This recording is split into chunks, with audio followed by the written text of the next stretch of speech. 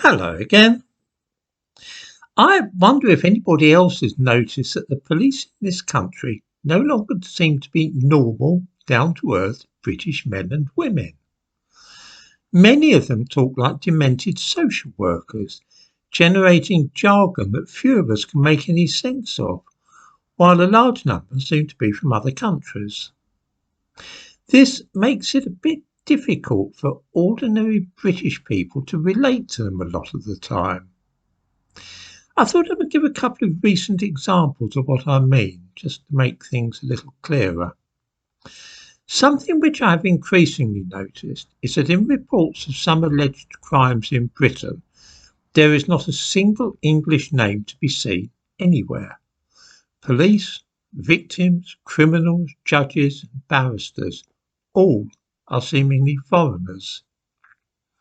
In the description to this video, I'll give a perfect instance of this trend, which I came across the other day. It concerns a court case where the defendants are two police officers called Sergeant Emily Joshi, that's spelled Joshi, and PC Ozan Yelkin. I'm assuming that he's Turkish and that the sergeant is Indian. Anyway, Joshi is a Brahmin name. They were accused of assaulting a man called Emmanuel Kefe, who is African.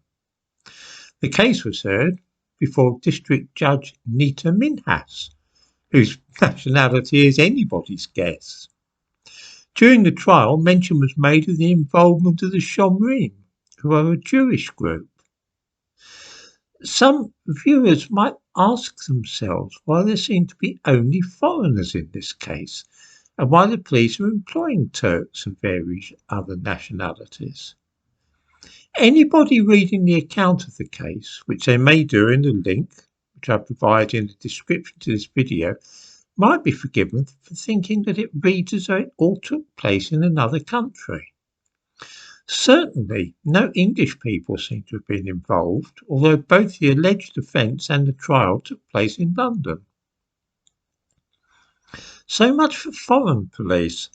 Now for an example of a weird senior police officer who says some really peculiar things. Step forward Rob Nixon, Chief Constable of Leicester, and the man on whose watch all the riots between Muslims and Hindus recently took place in Leicester. The thing is, the Chief Constable says that these disturbances were not between Muslims and Hindus at all, which will come as a bit of a surprise to people in Leicester. Let me quote one or two things which Mr. Nixon has been saying to reassure us that there haven't really been any communal clashes at all in the city. I give a link in the description to this video to the Chief Constable's statement. He warns us against what he describes as broad sweeping comments on the unrest. This is because, it seems, everybody likes to simplify the message and make broad sweeping comments that this is the Hindus versus the Muslims and the Muslims against the Hindus. Why, yes, that's exactly what has been happening. But Mr. Nixon is keen to set us straight. He says, actually, what we know is that this isn't representative of all the Hindus. It isn't representative of all the Muslims. In fact, it's a small collection of individuals who are connected with those faiths, but not exclusively, because some people have come to our attention have been linked with the Christian faith. Since everybody arrested and charged so far has been either Hindu or Muslim, we have to ask who these people are who have been linked to the Christian faith and how they've come to the attention of the police. Have they been involved in the riots? How do the police know that they're Christians, and what have they been doing? Are we really expected to believe that Christians have been chanting abusive slogans outside Hindu temples or attacking Muslims or Hindus in the street and so on?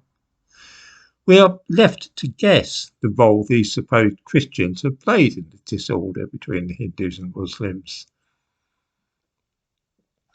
The problem is that here is a Chief Constable who speaks so boldly in the correct social worker language that we expect these days, but ends up telling us nothing useful.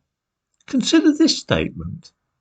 Some people were becoming increasingly disconnected from traditional community networks within the city, but increasingly connected with equally disconnected young people in other cities. I hope that's clear. Disconnected people are becoming connected with disconnected people in other cities. Hand on heart, does anybody have the remotest idea what this actually means? Perhaps it's just me that can't make head nor tail of this. What about this?